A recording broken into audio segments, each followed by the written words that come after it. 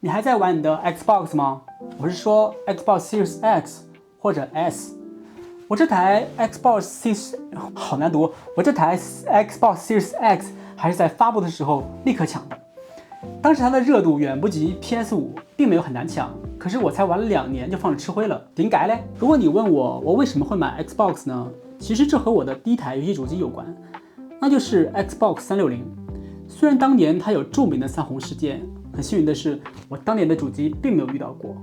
在那个时代的游戏工作室都是在做游戏，什么废话文学，而不是什么文化传播的工具，诞生了非常非常好的作品。当年360的独占的游戏有《神鬼预言》、《战争机器》、《忍者龙剑传2》、《丧尸围城》等等，都非常的好玩。除了游戏阵容，还有就是它的手柄。在我看来 ，Xbox 的手柄是所有游戏主机中握持感最优秀的。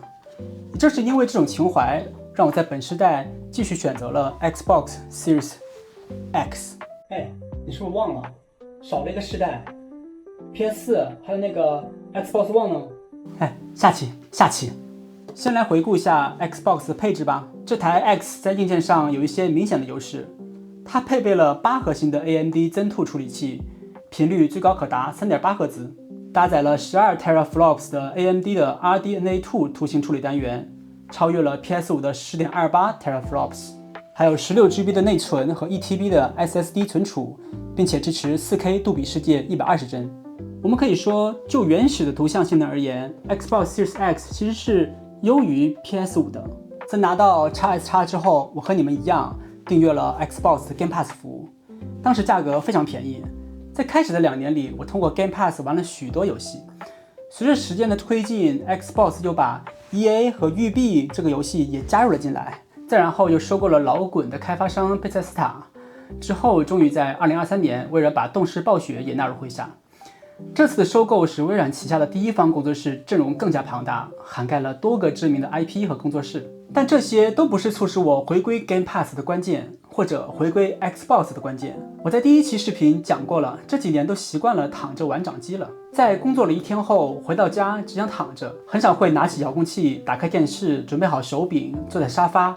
这一系列组合都需要较高的时间成本和步骤，反而是最近刚刚上市的夺宝奇兵吸引了我，因为它是直接在首发日加入 Game Pass 的，并且运行的效果可以达到动态 4K 60帧光追。